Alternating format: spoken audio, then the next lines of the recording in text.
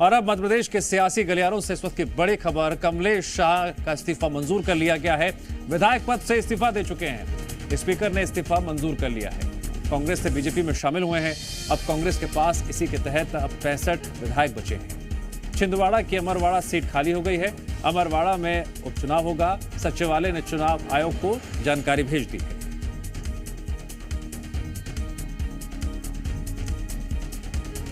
कांग्रेस से बीजेपी में शामिल होने वाले नेताओं की फहरिस्त दिन ब दिन बढ़ती जा रही है। 2019 में बीजेपी ने 28 सीटें जीती थी, बची थी एक सीट छिंदवाड़ा। 24 में छिंदवाड़ा को भी जीतने के लिहाज से बीजेपी कोई कोर कसर नहीं छोड़ रही है। मोर्चेबंदी और रणनीति लगातार जारी है। कांग्रेस के साथी, कांग्रेस के करीबी, कांग्रेस के नेता छिंदवाड़ा से एक एक कर पार्टी छोड़ रहे हैं। किसको नुकसान होगा, किससे फायदा होगा, जनता तय करेगी।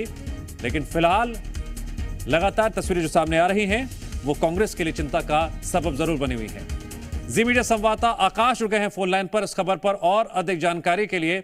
आकाश, कमलेश शाह का इस्तीफा मंजूर हो गया है, क्या अपडेट?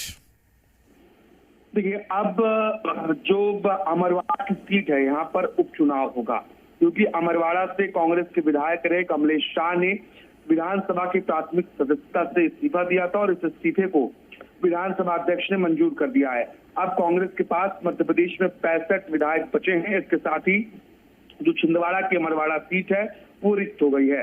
विधानसभा सचिवालय ने चुनाव आयोग को एक पत्र भी भेज दिया है और अमरवाड़ा सीट के खाली होने की जानकारी भी चुनाव आयोग को दे दी है। अब आयोग को 6 महीने के भीतर इस सीट पर चुनाव संपन्न कराना होगा, यानी कि अमरवाड़ा सीट पर उपचुनाव होगा और उपचुनाव में कौन चुनाव जीतता है ये देखना महत्वपूर्ण होगा, क्योंकि अब तक छिंदवाड़ा की सभी विधानसभा सीटों पर कांग्रेस के विधायक रहे, लेकिन एक विधायक को तोड़कर बीजेपी अपने पास में लेकर आई और कमलेश शाह ने इस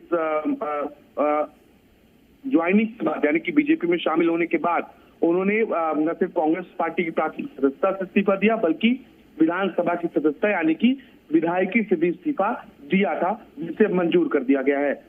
ठीक है आकाश, जानकारी के लिए शुक्रिया।